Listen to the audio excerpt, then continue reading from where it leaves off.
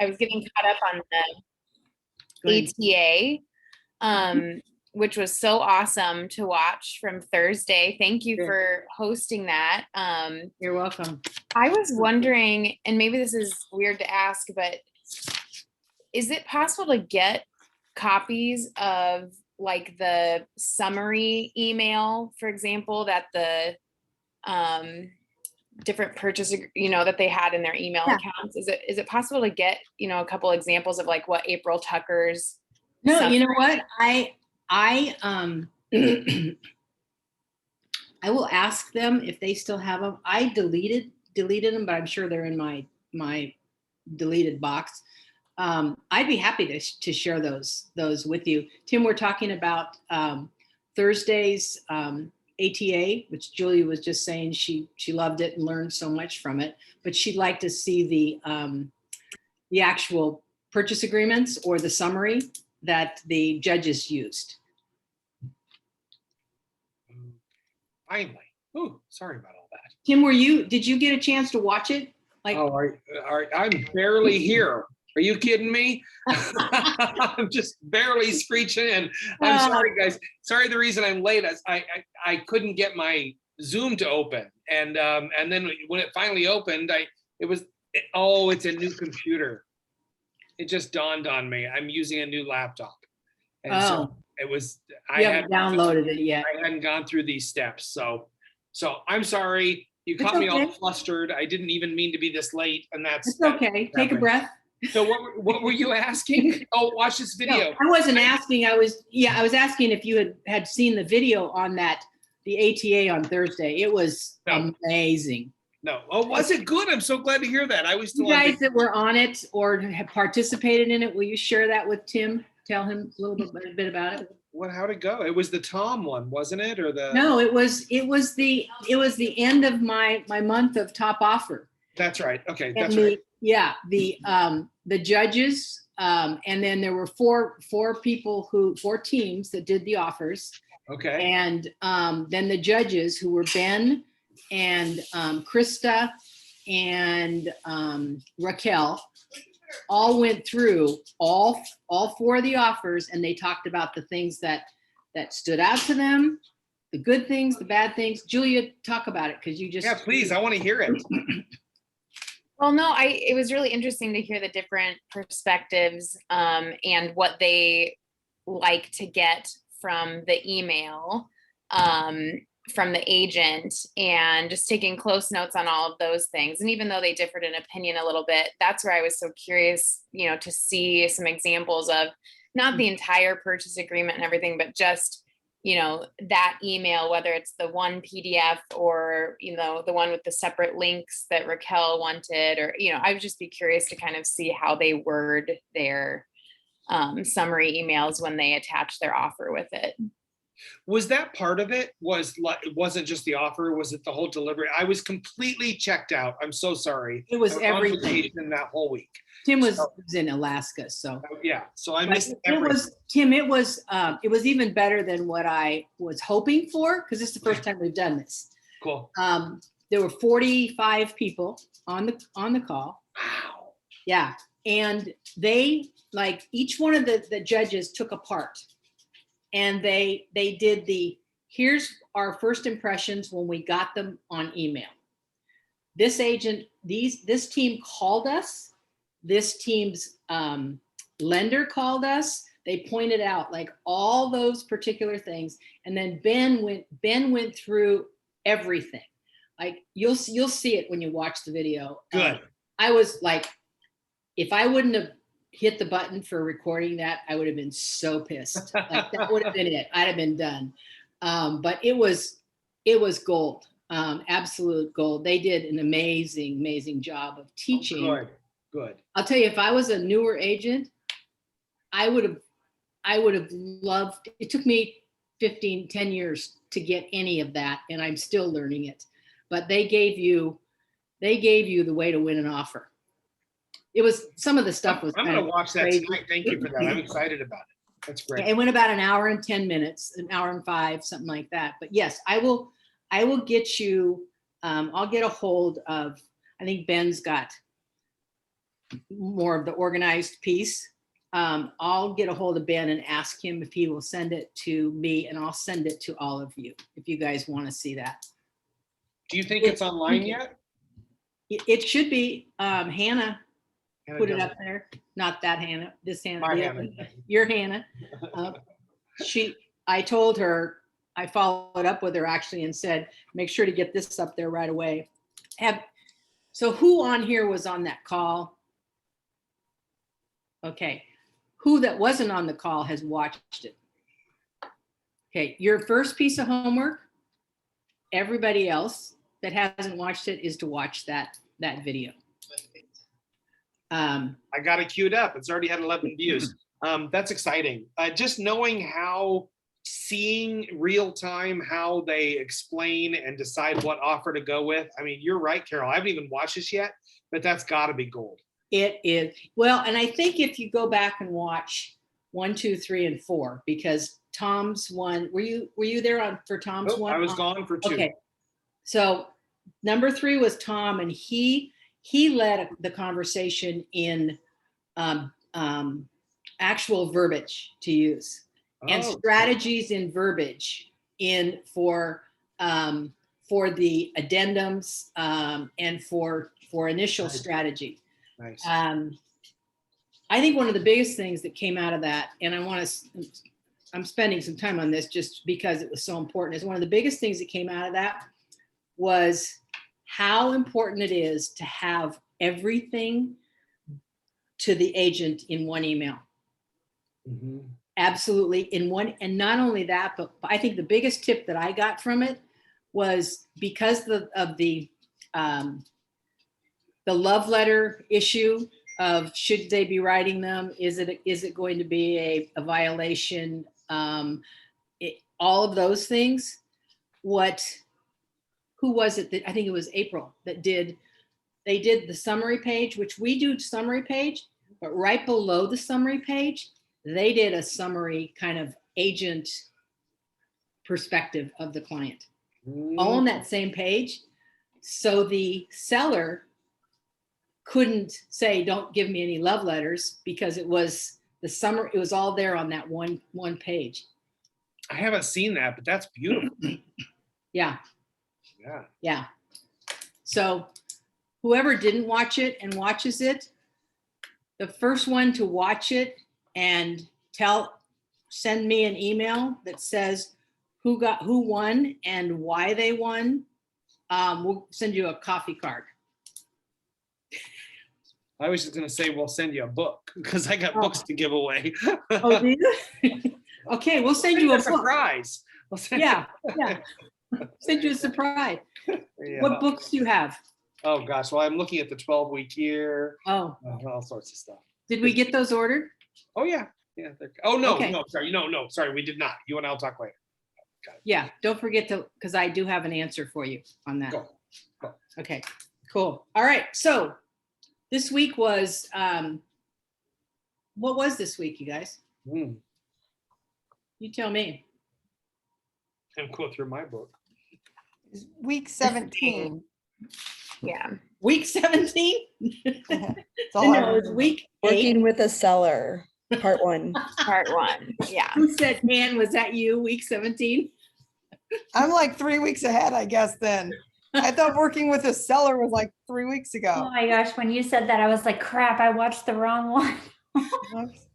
It's, yeah, working with a seller, part 1. Part 1. Yes, Yeah. part 1, okay. Hey, Mine still won't let me access it. It's supposed to come out tomorrow. Like how mine was a week behind last time, it's still a week behind for this one.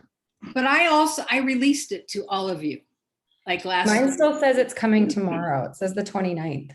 Which one is it that's saying it's The coming? seller part 1. Really? Mm-hmm. God. It's very confusing. We're having a hard time with it on our end. The dates, when we go and log in, when Carol logs in, it shows her one dates. When I log in, it shows us another dates. So we are equally all confused.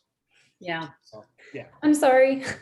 So for this next week, if anybody doesn't have, we're going to send out, like, here's what I'm going to tell you right now. We're going to be doing week 9, module 16 for next week. If you don't have access to it, please call me or text me and tell me so that I can get it in your hands before next Monday. Okay? If you didn't have access to it and you have to catch up, go ahead and do that. This is a really, really good one on working with sellers. Who of you guys have worked with sellers? Has everybody worked with a seller? Oh, good chunk. Yeah. Okay. Do you all have a seller presentation that you're comfortable with at this point, or are you still trying to get your comfort level? Okay. All right. So one of the biggest things that he talked about was he went through the whole gamut of what's the challenges and what's the benefits. So what do you feel are the biggest challenges in working with a seller, a potential seller? What do you think are the biggest challenges? Ooh, potential seller. That's a difference. Nolan. Well, I actually met with a seller a few weeks ago, and I walked in and the house didn't look very nice. So I guess the challenge for me was, how do I get this house looking like it should so it will sell the way I want it to? And how do it was a person I didn't know that well, so I just didn't want to hurt their feelings. Yeah. One of the things that he talked about was that people's homes are their castles, no matter what they look like.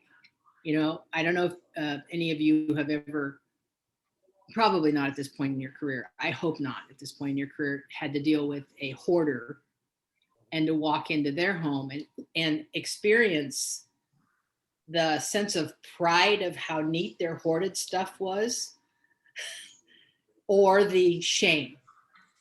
So one of our biggest, I see, challenges, and that's a great one that you brought up, Nolan, is how we deal with the emotions of that person about their castle. And then how do we get to exactly what you're talking about, is how do we get to something that's presentable and at the same time not make them feel horrible. Or, you know, walk into somebody's house and be like, oh my God, this is going to be a hard sell. Like, you know, I mean, everybody thinks that anyway about their, you know, they're like, oh my God, you can't come over to my house. It's a mess. And then, you know, I don't care. We just, you know, we'll look around and you go in and you're like, oh my God, this house looks better than mine, you know? So everybody's sense of their space is something that they feel invaded about. So that's a really important, another challenge. Somebody, Trace, challenge. Getting them to price it for what the market calls for. Right. Trying to talk them into, because I think I've had a couple people that are so emotionally attached to their homes that they, you know, wanted to price it out of the market, even in this market. Yeah. And who, you know, who are they listening to? So you got to know that when you walk in there, you are not just walking in and talking to them and their own impressions.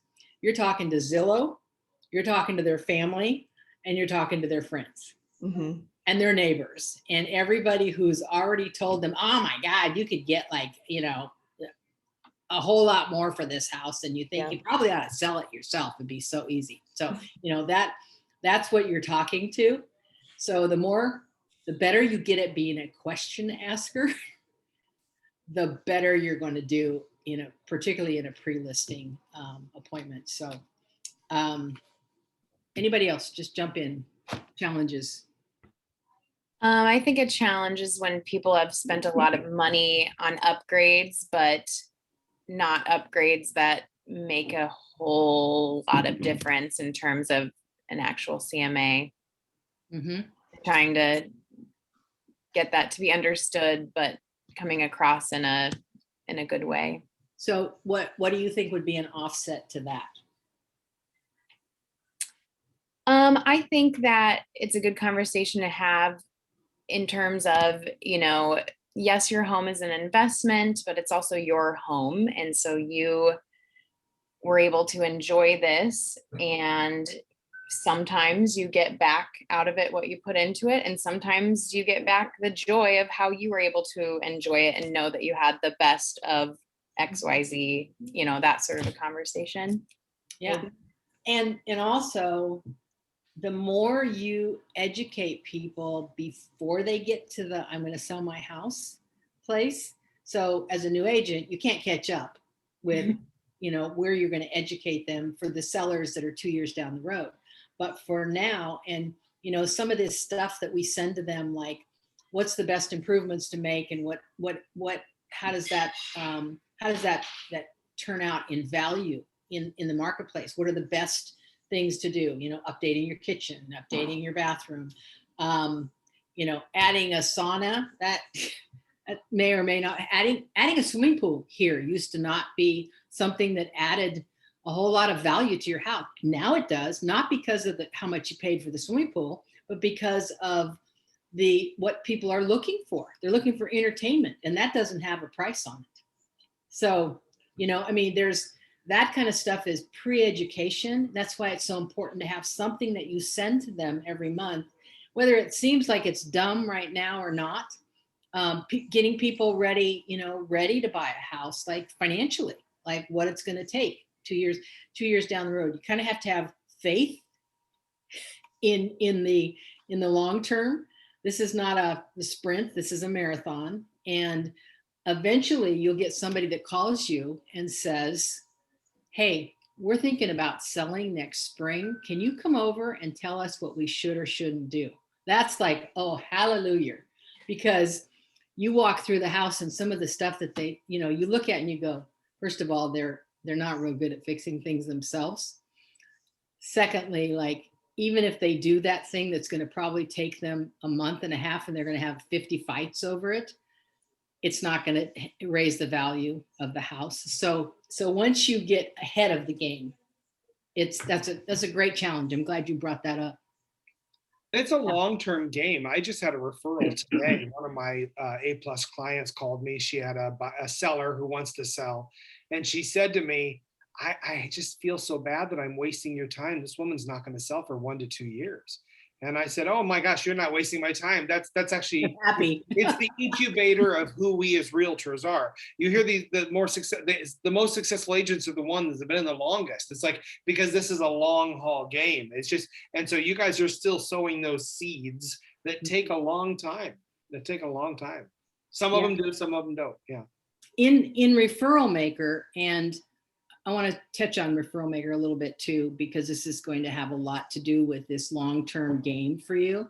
In Referral Maker, when you put in transactions, who of you guys actually, like, be honest now, put your transactions into Referral Maker? Me. That's about it. Why? Where do you put them if you don't put them in Referral Maker?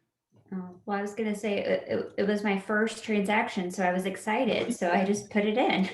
That's the only reason why I did. Good. Okay. Nolan, you've done a few transactions. Where do you put your transactions? Well, I have a Google spreadsheet with all my tabs. So I have all my closed. I have a tab for closed transactions. Okay. And then does that give you like information on that cues you when the anniversary of that closing is? Well, pretty far off from an anniversary, but I don't know. Like, as far as like something that beeps to remind me of something, I don't have that. Okay. So that's what I'm, and I'm not trying to. No, you're fine. To it's good to think about. Make it about you. I know you're going to do great in this business, but you're going to wish that you had a trailing effect. Yeah. A year or 2 years down the road, because now, and I actually just mailed them, but like I had this pile of happy anniversary to your home and happy birthday cards that my assistant addressed for me and put them in front of me for the whole month of July. And it's all the anniversaries of houses that people bought in July within the last 3 years. I think it goes back. And then birthdays. Those go out like on their, I just write a little, hey, happy birthday to your house, you know, something else. Hope you guys are well. Boom, out. Somebody remembers me, because that person, that their house is now 2 or 3 years old, they might be thinking about selling. So just so you, if you're a tech person, which you're probably a tech person, go in there and take a look at some of that for the transactions. Does Referral Maker automatically remind you of? Yeah, it gives you, Okay. it gives you a whole list on every day when you pull up your dashboard. If you, every day, I don't pull it up every day, but Right. when you pull up your dashboard, it has a calendar down the right side for each day, and it'll say, call this person. If you have them on a campaign, like a buyer 3 months down the road, you just set them up on an automatic campaign. It says these things are going out, or this person needs a call, or this person is on your list for a pop by. And it just starts, when you got a whole bunch of people that you're juggling, it makes it so much easier than, you know, when you drive by a house that you sold to somebody and you see another person's sign out there, you seriously don't want to have to throw yourself out of the car and scream and cry on the floor. So, But at the same time, just if you are right, because when you get really busy, it's nice to have that app that's just helping keep you telling you what to do. But at the same time, when you're a newer agent, like most of you in the room, you also kind of need that guidance, is telling you what you need to do. Like if you're looking for an excuse to make a phone call, excuse to write a personal note, sometimes you feel like, oh my gosh, I already talked to that person. Well, you find another way to communicate with them. But it really is. It's like going to it's like having a coach. They just push you to do what you need to do. So if you really, the better you leverage Referral Maker, the more it helps you, and it really does. I talked to, I've been coaching now for about a month and a half with one of our top producers in our company, who has a team, a successful team that did almost 100 transactions last year. Wow. And had no transaction management records at all. And one of the first things that she did was get the pro Referral Maker. And in the month since we've talked, has put all their transactions in there. And I cannot believe, like, she was like, oh my God, I have this whole pipeline of people and I didn't have any place to put them. Somebody that said, I'm going to sell my house in 2 years. Yeah. Like, where do you put that? Like, put it in your calendar for June of 2024. Right. You know, so it just all of a sudden it starts to become something that is your business. It's how your business is run. But it just takes a little bit of time. Once a week is fine. You know, you can sit down with your Referral Maker and input information on anybody that's talked about buying or selling a house, or their aunt or their mother or anything, just touches that you can take. I just recently went into my pipeline because we've got a whole bunch of closings that are happening in the next 6 weeks. And then there's not that same group. And I really actually didn't want it. So I just went into my pipeline and looked at like all the people that had talked about, let's do some talk in the fall, or let's wait till this market kind of slows down, or maybe it's next year. And I just started making some phone calls and pulled out I got a couple of listing appointments. So just kind of, you can make it more your time is what makes it more manageable. So, okay. So that's on the challenging side. The benefit side of listings, there's some obvious benefits and there's some ones that are not maybe as obvious. So what do you got? Dana, what do you think are some of the benefits of having sellers? I haven't had one yet, but I did not close. I did have another sale this week with a for sale by owner. Oh, wow. And that is causing me some trouble. Well, we can just, segue. We can segue. It's, I mean, although I do want to talk about what we're in. What's going on with that? You want to Yeah. talk about it? It's I think they're just well, they rely on you to do both sides is really, and I haven't ever sold a house, so it's luckily it's new to all of us, so that's my buyers it's their first house. The sellers have never sold a house and they're doing it on their own, and and I'm new at all of it, so we're just the blind leading the blind over here, but I'm not sure.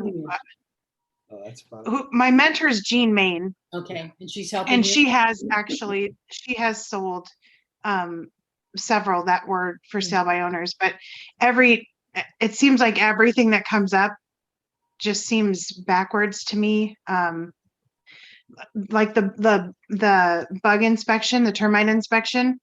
I know that the title company sets it up, but now they're saying that they're going to come to me to get it set up with the sellers. And to me, it seems like they should work directly with the sellers rather than coming to me to have it. I don't know. It just seems strange to me, but maybe that's how it works. I don't know. You're right. That could go either way, but that's your role, is to jump right in and be the firefighter and say, okay, I'll take care of it. What time do you want to do it? Yeah, but you're right. I mean, typically they would schedule it directly, or they would call the termite company by the way, I'm forever going to call it the bug inspection. Yeah, me too. I love that. I think that was better, the bug inspection. But typically the title company calls the termite company and orders it. Once in a while, they'll get you involved, and that can happen. Which title company? Did you pick the title company? Yes, we went with Green Title. Okay. So Nate's been super helpful. Yeah. But And they would probably make that phone call and set it up with the sellers. So you just have to ask. Yeah. It's a relatively quick close too, and neither the buyers or sellers are going to be at the closing. So I think I'll just be there by myself. Oh, you're going to baptism by fire, aren't you? Yeah, really. A little bit, yeah.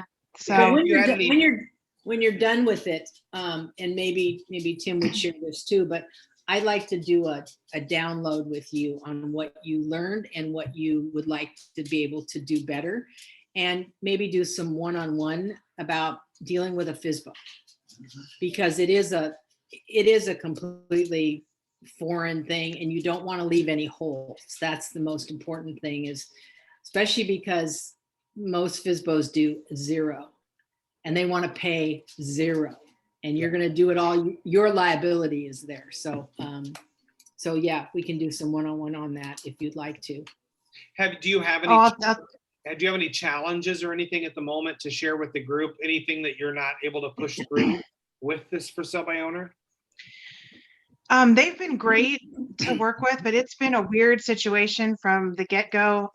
My clients, the buyers, all of the showings that I've been doing with them have been virtual on my phone, because they're out of town, and her fiance is active military. So I usually have to walk her through, then go back through and videotape it.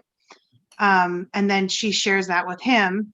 So when we viewed this one, the seller was there, and it actually, I think, worked in our benefit, because when I put in the offer and they called us back, she and her husband said that we were not the highest offer, but she felt confident. I don't know why, but she felt confident that I was going to take care of the situation till the end and make sure that it all got taken care of correctly. Great. So we'll just let her think that, and I'll just try to make sure that it happens. So was this house 174.9? I don't even know. It's North 82nd Street. Yeah, it's amazing. It's an amazing house. I was going into it and I'm like, I don't know if they'll like it, but it was seriously really nice. And the couple's been very sweet and understanding and gotten everything to me that I've needed so far. So fingers crossed it goes smoothly, but good. Okay, well, you can learn a lot. You can learn a lot from those things. I will tell you, you're going to get about 3 years experience off that one transaction. Totally true, yeah. Yeah, because you're going to Okay. get both sides, but just make sure you lean into anything that you have questions about, lean into your mentor or your team leader or whatever on that kind of stuff. That's what they're there for, or any of us. So just don't. Yeah, it has me nervous because it's a quick close. So I feel like if the ball drops somewhere, we're in trouble. So It's also a quick, like, done. yeah, Done. yeah, and hopefully. nothing in between. So yeah, cool. Okay, so I interrupted her and Oh. when you guys were, well, I mean, because you were asking like about what are the benefits of a listing. So yeah. pick up where you want to leave off. I was just saying that's what we were asking. What are the benefits? Yeah. Let's get some more like benefits. Alicia, what do you've listed, right? And or been No, involved? so I work with my mom Oh, primarily. that's right, yeah. Yeah, and so Yeah. she's the listing agent for all of the developer-owned condos at Midtown Crossing. Mhm. So, I mean, it's a little bit different down Yeah. there. So I haven't done that with a home yet. I would love to and kind of see what that's like. I don't actually have a mentor yet. I actually have been meaning to reach out and try to get that lined up. But I mean, I think one of the definite benefits of having a listing, first of all, is just learning from it in general, of understanding both sides of things. I think that's really beneficial. And then, gosh, So does she take, like, is she explaining and you're kind of tandeming with her when she's doing the listing stuff? So are you even for the condo stuff, are you getting experience with the actual listing agreement and that part of it, the paperwork piece? so actually I am meeting with her this week, and I'm going to help start going into the MLS to add some of the listings into the MLS for her and kind of starting to understand some of that. Again, it's she does have resales down there too. Yeah. But it is just, Tim knows my mom too. She's been very busy, so it's kind of hard to like get that part locked down, but I am hoping to kind of learn a lot more about it. We'll get you a mentor. Tim and I will talk about this. We have a meeting tomorrow and we'll talk about that. So I we'll would love that. Thank Yeah. you. we'll get you one. We'll get you Awesome. somebody good. Thank you. They're all good. Yeah, no, everyone is so helpful. That's the nicest part about everything Yeah, here. But So, you need somebody that belongs to you, like that Yeah. you're attached to. So yeah, that's good. Okay, cool. Any other benefits that you guys see? I feel like it's a really great way to earn trust from other people. Like once you go through it once and you can prove that you've done it and can do it and keep it together, get it closed. I just feel like other people would then look at you and say, okay, she's done it before. So I have more trust in that person. Do you guys remember this, what he talked about how much different companies and corporations pay to be on like stadiums? Well, that was that place in Canada that was 800 million a year they pay to be on the stadium. And, like down here, what used to be CenturyLink is now CH, which I think is the stupidest name, CHI Healthcare Center. It could have been just CHI Center, but something about it being a healthcare center, I look at it and it's like, oh my God, is everybody in there like sick? I have a story about that, but go on. I can't believe how many people go there thinking that it's a hospital. Yeah. I know that because I work in a hospital and it has totally happened multiple times. Has it really? See, that was my first thought, was like, why do they even need healthcare? If you know, CHI is a healthcare, isn't Just it? called the CHI Center. The They weren't- CHI Center. They had a bad meeting leader. That whoever led that meeting should have told them to drop that. So remember that whole thing was happening, and they were like, they decided to keep healthcare on there, and they finally decided to do it. And then I had to pick up a client at the hotel right across the street, and we looked at houses all day long, and we were driving back to the hotel the day they were putting CHI Health Center on the wall, on this thing. And she said, oh my God, they're turning that into a hospital? And I just said, you just proved our point that was the Yeah. stupidest name they could ever do. So Yeah. anyway, sorry, that was a byproduct of where we were at, but that was, No, anyway. but my point around when he was talking about that is that they pay millions and millions of dollars to have their name out in front of that place. The client pays us to put our name in Our front of name in their their yard, house. yeah. And if you're not leveraging that, then you need to talk with us about how you leverage that. Because, there's agents in our company, Jonathan O'Gorman, who is a top agent, I think, single agent he was last year. Yeah. And incredible agent. And he's been doing this since he was 19 years old, but he built it based on focusing on certain neighborhoods and doing Geographic farming. EDDMs and geographic farming. And people think he owns the neighborhood, and that's how you do it. And there's other agents who, it's like they put their sign there and then they get another neighbor calls. And so once you put a sign down, then you start marketing to the people around it. So that is a huge benefit, is the more signs people see a sign, they think you're successful.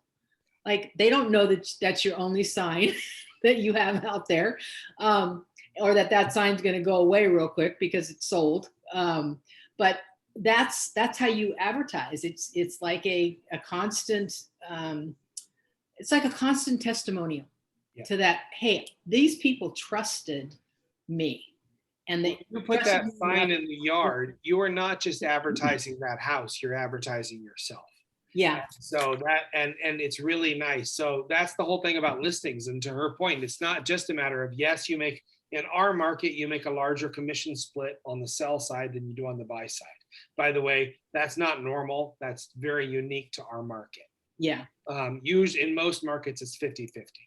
If the listing agent charges 6%, then it's 3% to the buy, 3% to the sell. If the listing agent charges 5%, which is very common in the higher price markets, it's 2.5, 2.5. So mostly across the country, it's 50-50. In our market, it's 60-40. I digress. Which is if it were 50-50 as a new agent, you'd be really happy because you do more buyer sales. Mm-hmm. So it's actually when you think about it, it takes longer for a new agent to really get to be self-sufficient in our marketplace. Yeah. So if you are able to, within a year to 2 years, get rid of any other income flow, you've really done well. In fact, you've done 10% better than any new agents in other places that are going with 50-50. It may be a smaller split, but yeah, there's a lot of these little nuances that are really important to know about what your benefits are. So yes, benefits on the list side, absolutely. There's a ton of benefits on the list side. One of the things on the list side that kind of is not always a benefit is if you're listing somebody's home that's moving out of the marketplace, except that's the place where you can also make a referral to someplace else. And so we just sold a house to somebody here. We referred them out of state to list their house. That same person listed the house and sold it. So not only do we get a commission on this end, but we get 2 commissions on that end. And we did nothing to do that. So other than have somebody that we trusted. Our relocation department, you can always call or text, email the relocation department. They'll answer you quickly. Kelly will answer you and find somebody in our network. And the Realty network is not just Better Homes and Gardens. It's also Century 21, Sotheby's, Coldwell Banker. They still in Coldwell Banker, Century 21, Coldwell Banker. I named ERA. What is it? ERA. Oh, ERA. That's right. Yeah. So just know that when somebody's moving away, they're not going to be gone from your spectrum. They can still be in that, and you can still get paid on that. Okay. So I want to spend the last 14 minutes talking about the pre-listing, because this to me is the most important part of all of this. The phone call that the client gives you initially, that initial phone call, and then the actual pre-listing appointment. And I think it's very intimidating to a lot of people, particularly new agents, because they think they need to walk in and have like this 21 gun salute of a presentation, and it has to be perfect, and everybody's waiting to get their presentation ready, get it down perfectly before they even will go out and do a pre-listing. I want you to talk to the man that is the king of this, taught me actually, to not be so dependent upon having something flashy, but to lean into and have confidence in me and the relationship. And so I'm gonna let Tim just take us out the other end with talking about how you do this. So Carol, you mean how I do my entire listing presentation? Exactly. Essentially. Well, So, not, you don't have to go like, just. yeah, okay, okay, now I get you. So, so as you guys know, I've been in the business for about 25 years. And I was always very reluctant to list homes. I didn't want to list homes because it was a lot more pressure. When I put up, now granted, the market was different. You got to keep that in mind. But when I put a house on the market, my attitude, my feeling is that, I'm charging the seller 6, or at that time it was 7%. And I'm charging them that, and they don't care what the split is. They don't care how all they see is that I'm charging them this extraordinary amount of money. And what are they getting for that? And I was a newer agent in the business, and I just didn't feel comfortable. I listed homes begrudgingly. I specifically remember these sellers calling me and saying, I got a house I want to sell, and me being like, I don't want to do it. Because at first, when I represented buyers, it's easy, it's fun, it's exciting. It's let's go shop for a home. We're in this together. But when it's on the list side, it's much more pressure. It intimidated the crap out of me. But I had to do it because I had all these people coming to me with listings. Again, my mindset was different back then. I was all about the buyer. I didn't even give a crap about the seller. Yeah, for the last 20 years, we've been hearing more and more people talk about the seller, the listings, which is true. But at the time, I just wanted to represent buyers. So it wasn't until I started to finally understand that my apprehension, and again, this was also when it was a slower seller market. So it was harder to represent sellers, that the market wasn't as tight, which I think was the better time to learn, if that helps. So I realized if it was more a matter of managing their expectations and managing what it was they needed in their marketing. And so it wasn't until that I created my really good marketing strategy. Now, what that was this is how I'm going to advertise your home. This is where it's going to go. This is how often I'm going to do it. This is how I'm going to respond back to you. This is how I'm going to have my seller reports. It wasn't until I had my marketing strategy buttoned up that I felt good enough that I could actually represent sellers. Well, once that happened, then I no longer was pushing away the sellers. All of a sudden, I was like, okay, well, bring it on. And I got really, really busy with sellers. Then, and Carol knows this, it was about 5 years ago that I had this time where I was getting so busy that I didn't want to work with buyers at all anymore. And I wanted to become just a listing agent. I tell this story all the time where I was like, I just want to be a listing agent. I just want to be a listing agent. And so I went on my first appointment that same day. And I said to the client, I said, I am exclusively a listing agent. I don't represent buyers. And I was doing that playfully in my own head because I was just like, that was where I was going to go. And it was probably 2 months from then that I was overwhelmed with listings and I could not represent buyers anymore. It was literally a level of fake it till you make it. And I was a mindset shift. And ever since then, I just love listings, and I find listings to be so much more rewarding all day long in many different ways. Now, the downside, like Carol said, people move away, and that sucks. But you can stay in touch with them. You can get a referral on the other end. You can stay in touch with them. You can stay in touch with them because they still know people back home that are going to look and buy and sell. There's all sorts of things. But the thing about at the beginning of this is listings beget listings. the more houses you have on the market. When you drive around Midtown, there's a reason why you see more than one Tim Reeder sign. It's because they grow. They grow. Well, Vanita Lund, you know, Alicia's mom, she owns Midtown Crossing. Well, for a lot of reasons, but she kills it. Everybody loves her there. And so her name is there for a reason. So, and it's like the more listings you get, you're advertising, you're advertising, you're advertising. So She's an avatar. That's a picture of an avatar. right, good point. Mhm. I had to have a drink. So my listing appointment. So here's the thing, and this is what Carol really asked me to talk about, and that is my listing appointment. I've become extraordinarily confident at my listing appointments. So what I do is, first of all, when I go in the door, I take absolutely nothing but my notebook, a pen and a paper, and a business card. I don't have any other marketing pieces whatsoever. I am not telling you what's right or wrong or what you should do or shouldn't do. I'm literally just telling you what works for me. And so when I'm walking up to the door, I'm looking at the house, I'm already taking notes, and I'm looking at their home in a positive light. To Nolan's point, yeah, you walk onto the houses. I mean, there's very few homes that I walk up to and are perfect and ready to go. The majority of them look okay to need some work, and sometimes they look like holy shit. And it's all a matter of diplomacy. This whole job is diplomacy and making them feel comfortable. We need to make them feel comfortable as we step in their door of their home. So I start taking notes, and I just take notes the whole time, and I find things that I love about their home. And so when they let me in the door, I start off with pleasantries. I usually, after we say hello and everything, I compliment something genuine and sincere I love about their home. I love the neighborhood. I love the porch. I love this. I don't know what it is. It's something sincere.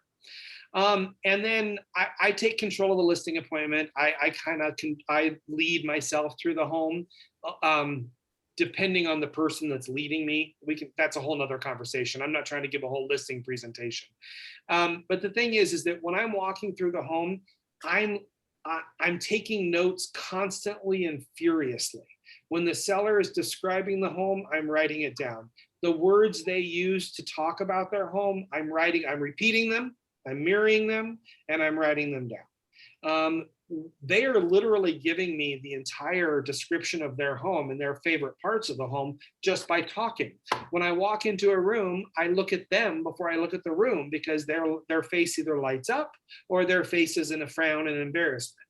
I'm reading everything and I ask them to describe their favorite parts of the house. So the more I'm listening to them, every house is sellable.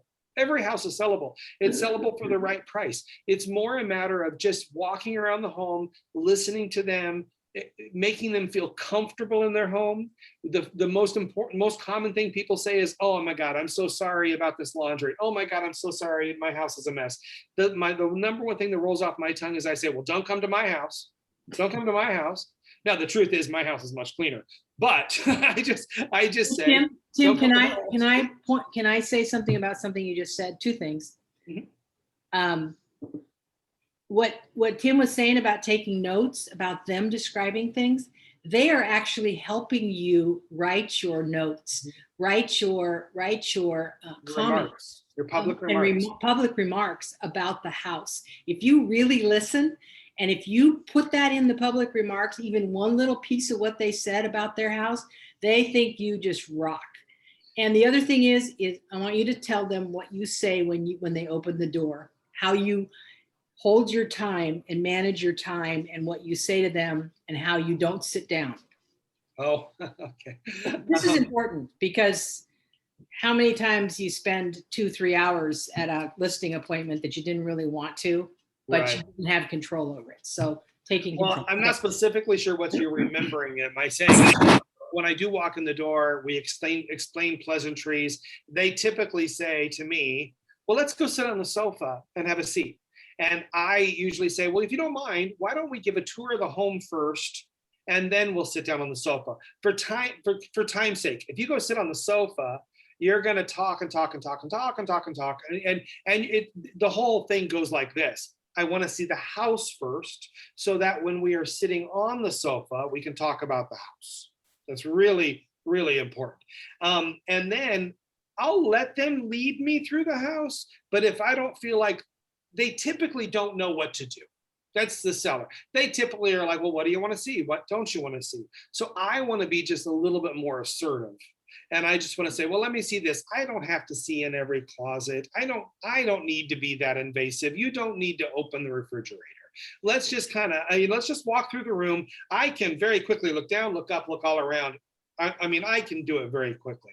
So, Carol, what else am I specifically talking about when it comes to walking in the door? Oh, the sitting on the couch thing. I actually don't have people. I have them sit at the dining room table if they have a table, because it's a lot more uncomfortable. Yes, And it feels more like business.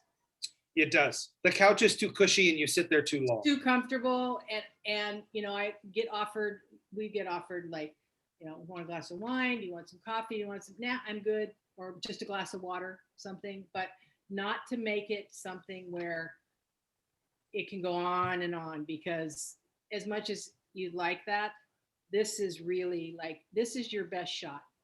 This is what you got. And whether you're competing against somebody else or not, you need to have your, and if it's a good friend, you can say to them, let me put my realtor hat on for just a minute. Let me take my best friend hat off and let me put my realtor hat on for a minute. Would that be okay? Yeah, exactly. So just so you can kind of change that mode. So I think the best thing I can come away with is when I'm on listing appointments, I listen to what the sellers are saying in every way and form, and I write it down. There's only 10 to 12 primary adjectives we can use to describe a home, and they're saying them. And I want to make sure that I use the words that they used, because that's what makes them happy later. And then also, it's really just a matter of making them feel comfortable. I will tell you the number one thing that I get feedback on a regular basis, when I always ask, why did you choose me as your agent if I competed? And they always say, you genuinely liked my home. You appreciated my home. And that's really, really what people want. Now I can tell somebody that I can find something good in every home. And I can talk about the good and the bad while still making them feel like I'm a professional. Yes, I can't stand here right now and teach a class on what those words are. You got to figure it out for yourself. But if you can make them feel comfortable in their own home, they make them feel like you're not judging them, that you're trying to get them top dollar, that you're trying to get them, making sure that they have to do as little work as possible to still get the best impact, and you can walk away. You just want to be their friend. That's our job. Our job is to be their friend and help them put the house on the market and negotiate the best deal and give them some good advice. They got to get the house ready. And that's perfect, Tim. The things that you need from them can happen in the phone conversation, or they can happen like right there at the beginning. One thing that you know is they always want to know, what's the price? Like, what do you think the price is going to be? To avoid that, being confronted with that before you actually have information, what I usually do on the phone when I'm talking to them, I was just talking to a client today, and I said, so she was telling me about, I think this is the right time to sell. And, we were going to sell before and I wasn't real happy. And I said, where do you think your house would be in the market right now? Like, I'm sure you've been talking. She said, well, my next door neighbor is going to be selling. And she thinks, that her house is 400,000. And oh my God, my house is so much better than hers.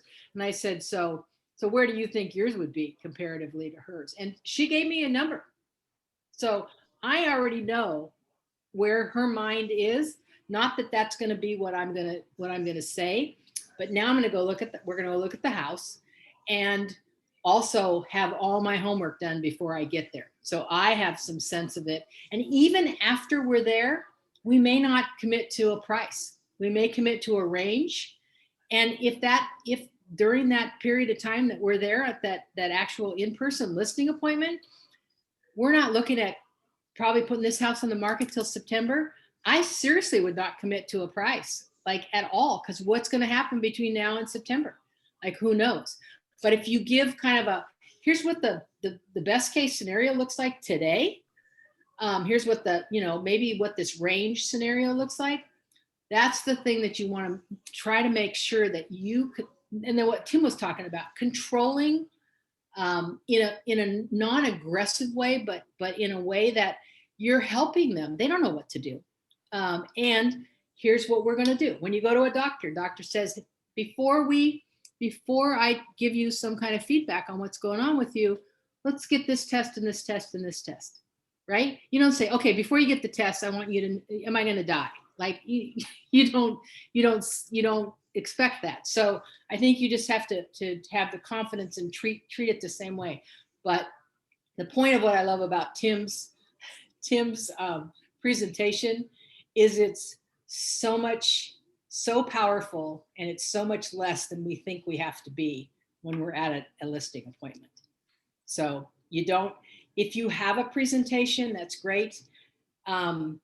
Today was this is kind of the last thing that I'm going to say, and then we'll get off because I know it's late. You guys need to get your jammies on. Well, and probably have them on. Today, Brian Buffini did his bold predictions he does them twice a year. Did any of you guys watch that? I plan to watch it tonight. Okay, I'm going to post it on our agent page also. Honestly, it's good. It's a little salesy though, Tim. Like he's really selling the team thing, and so ignore that stuff.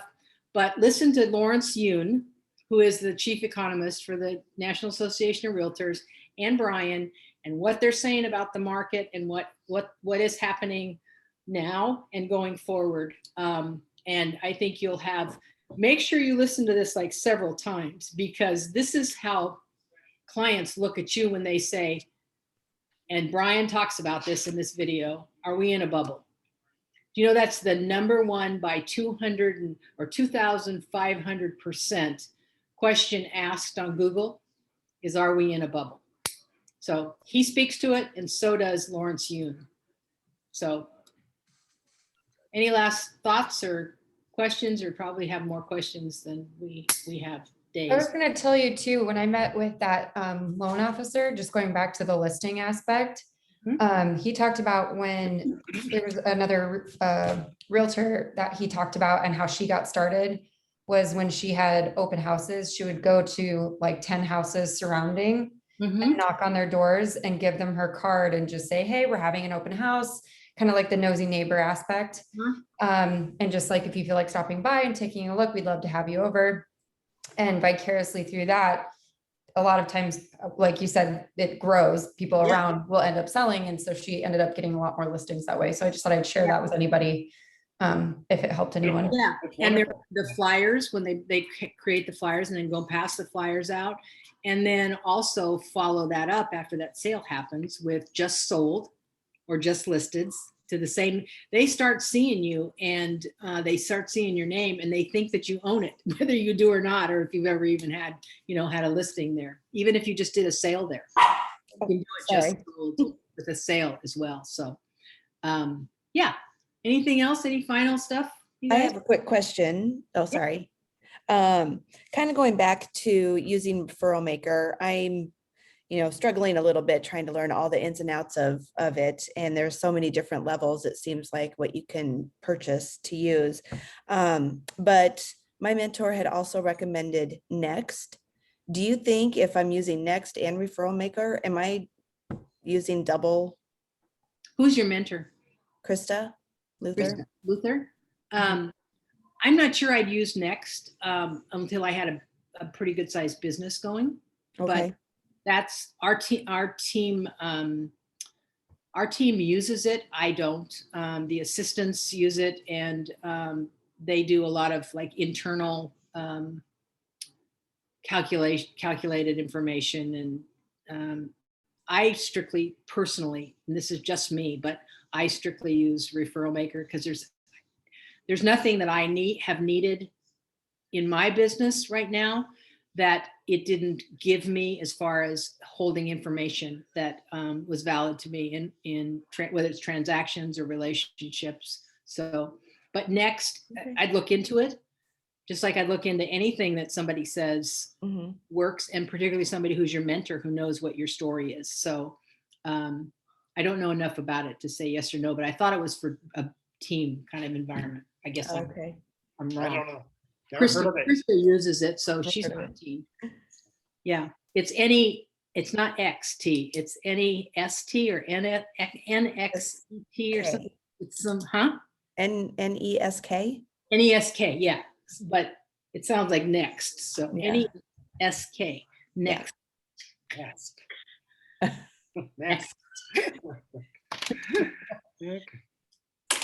Hey, Ann, wake up, class is over. I Well, know you're paying attention. yeah, we're falling It's like a meditation for you. It's okay. Feel free. Hannah had a nice glass of wine and Is there an AMA on Wednesday or no, not this week? yeah, there is. It's admin, I believe. Yeah. Cool. Cool. Yeah. So maybe some of the rest of you can come to our AMA on Wednesdays because we've only had like 2 people there. Oh. Only, but consistently having Julia and Dana. You 2 have been doing AMA, right? Yeah. Cool. Yeah. So Let us know if you can attend. That'd be great. yeah, be wonderful. All right. Tim, Okay. got any last? No, we ran way over. I could talk about listings all day long. I know. a lot We more to could do talk just about, actually, we should do an AMA on but just on listings. on listings. Yeah. Sounds good. Yeah, because we could, we could bring some other people in too, but just you on listings is like a ton of stuff. So in your homework today, and I don't care about the numbers that you're doing as far as I do, but I don't want to act like I do care about the calls, notes, Popeyes kind of stuff. I hope you guys are doing that on a consistent basis, period. Whatever those numbers are that work out for you is great. The one thing I do want to make sure that your second e-report goes out. Okay, you guys know what your e-report is? Yeah, it's easy, super easy to do. Just, I have them on automatic, goes out the 15th of every month to your database emails. Do you guys know how to do that? Put it on automatic to have it sent? Do we have a class or something on Referral Maker? We need to have like some kind of something that's a formal training on it. I can teach you what I know and what I do. You know who's really good? Not Courtney, Brittany. Brittany, she did a class on how to use groups, but she is really good at Referral Maker. I'm going to ask her if she'll do a AMA for us. Sounds good. Are most of you able to make 12 to 1 on Wednesday if we do that? Yeah, everybody? If I can get Brittany to come and do a class on Referral Maker, okay, great. Okay, perfect. Okay, do we'll it. let everybody go. It's Yeah. late. Okay, and Tracy, if you want to do a one-on-one with me on Referral Maker, just so I can help you just a little bit to point some out, Oh, sorry. Yes. Sorry. just reach out. Okay, thank you guys. See you guys, everybody. Thank you. Thank you. Bye.